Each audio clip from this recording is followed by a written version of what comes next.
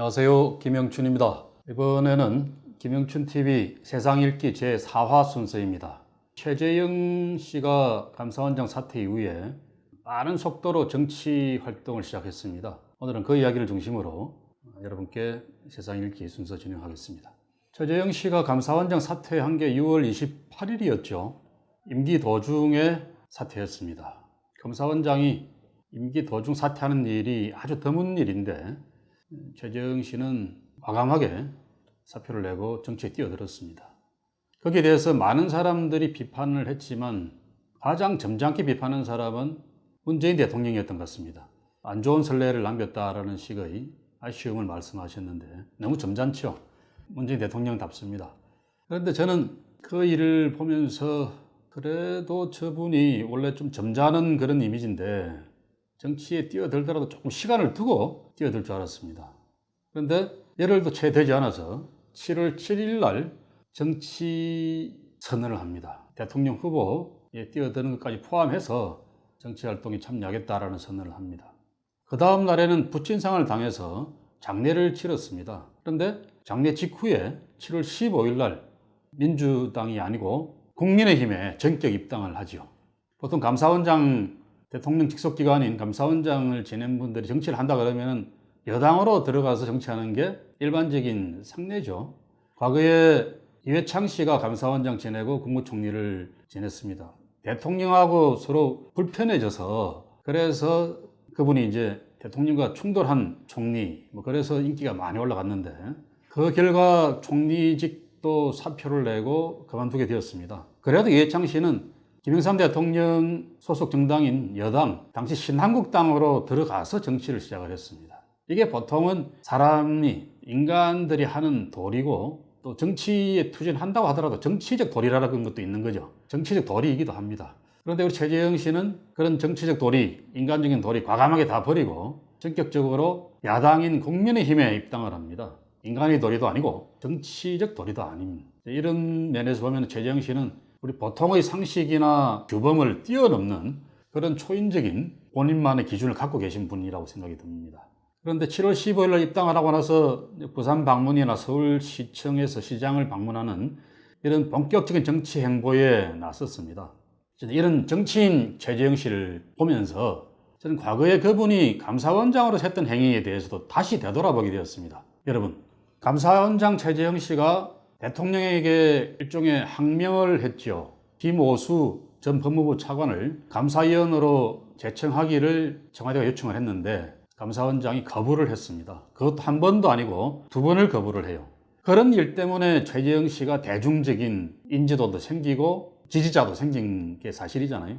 그런데 그때 김오수 씨를 감사위원으로 제청하기를 거부하면서 그분들이 내세웠던 명분이 뭐였습니까? 김오수 씨는 정치적 중립을 지키기 힘든 사람이라고 본다. 그리고 감사원의 독립성을 지키기 어려운 그런 인사라고 본다라는 게 최재형 씨의 명분이었습니다.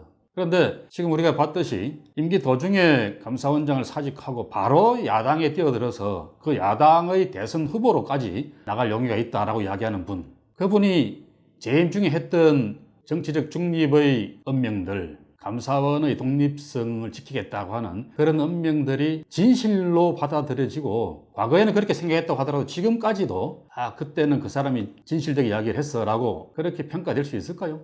최재형 씨는 원래부터 이념적으로 정치적으로 문재인 대통령과 비슷한 사고를 가진 사람이 아니라 국민의힘식의 그런 사고방식, 정치관, 가치관을 가진 사람이 아니었을까요? 원천적으로 최재형 씨는 정치적으로 중립적이지 않았던 사람인 거죠. 그래서 그분이 김오수 씨도 제청 거부를 했고 저는 그분의 원전 감사조차도 그야말로 객관적이고 공정한 그런 자세로 감사했다고 생각하지 않습니다.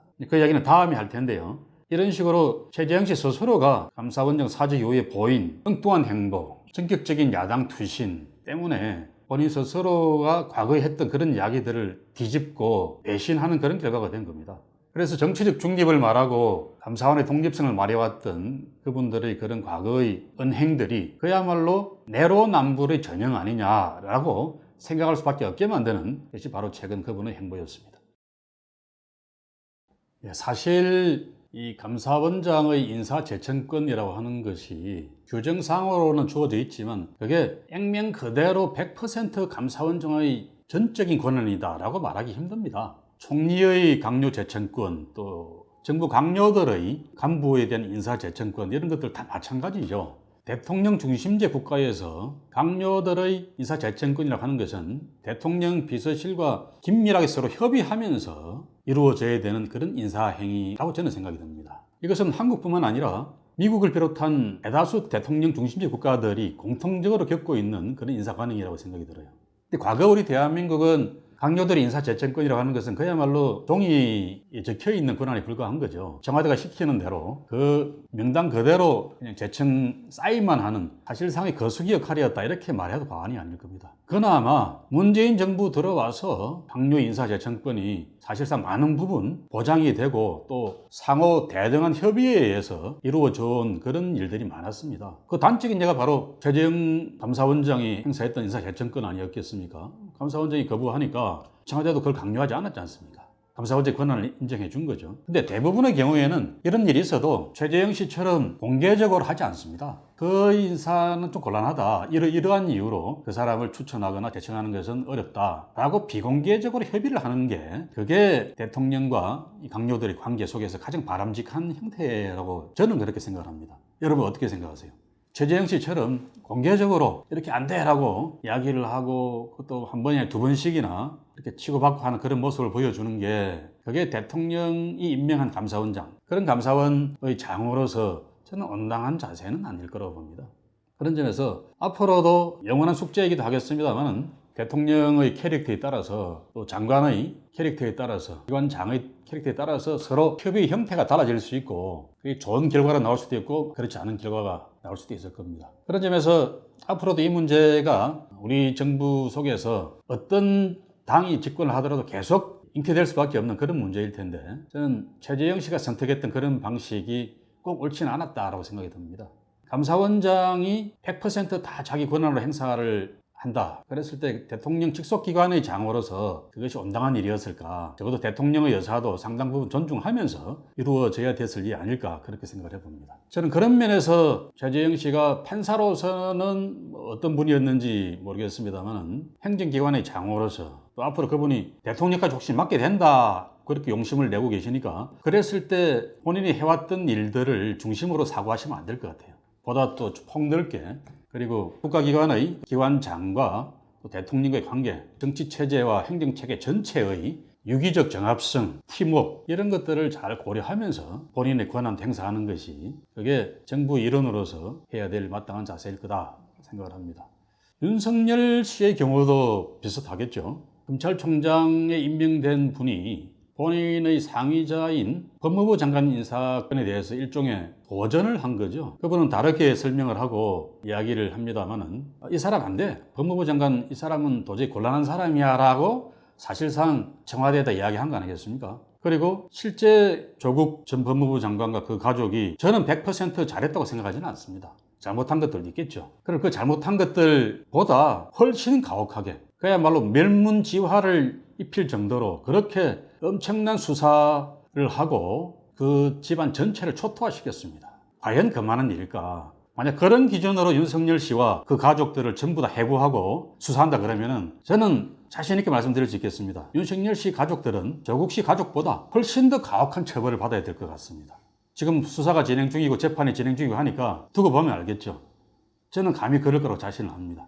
이거는 윤석열 검찰총장이 자기에게 주어진 권한 이상의 과도한 인사권 개입을 통해서 국정을 뒤흔들었다. 그게 윤석열 총장과 문재인 정부가 부딪혔던 그래서 많은 파문이 일어나고 시끄러운 소리가 났던 그때의 출발점이라고 생각이 듭니다. 물론 그 이후의 과정에서 문재인 정부의 그 멤버들이 다 잘한 것들은 아닐 겁니다. 요즘도 뭐 많이 드러납니다만은 이런저런 그 과정에서 더러 실수도 있고 오류도 있었을 겁니다. 그러나 본질은 그런 것이었다라는 점을 분명히 좀 말씀을 드려야 되겠다 싶어서 오늘 최재형 씨의 정치 입문에 견주어서 윤석열 씨의 정부 기관장, 검찰총장으로서의 당시 자세가 부분적으로 틀린 게 있었다라는 점도 아울러 지적해보고 싶었습니다. 여러분, 오늘 이것으로 김영춘의 세상 읽기 4화는 모두 마치고요. 잠깐 마치기 전에 말씀을 드리면 원래 이 사화 세상 읽기는 최재형의 국민에게 드리는 글을 읽고서라는 제목으로 촬영이 됐었습니다. 그런데 알고 보니까 그 최재형의 국민에게 드리는 글이라는 게 가짜 글이라는 겁니다. 본인이 쓴 게 아니라 지지자가 쓴 글을 마치 최재형 씨가 쓴 것처럼 그렇게 인터넷 세상 유포가 되었다는 거죠. 저도 깜빡 속았습니다. 여러분, 이런 페이크 뉴스나 페이크 글들이 참 많습니다. 잘 가려보고 또 체크를 열심히 해보는 노력 해야 되겠다. 저는 이번에 다시 한번 뼈저리게 느꼈습니다. 그래서 이번 이 사화 촬영도 다시 찍었습니다. 여러분, 그 점 양해해 주시고 다음번에는 더 유익하고 재밌는 이야기로 여러분 찾아뵙도록 하겠습니다. 여러분, 더운 날씨에 건강 조심하시고 안녕히 계십시오. 구독, 좋아요, 알림 설정까지 해주이소.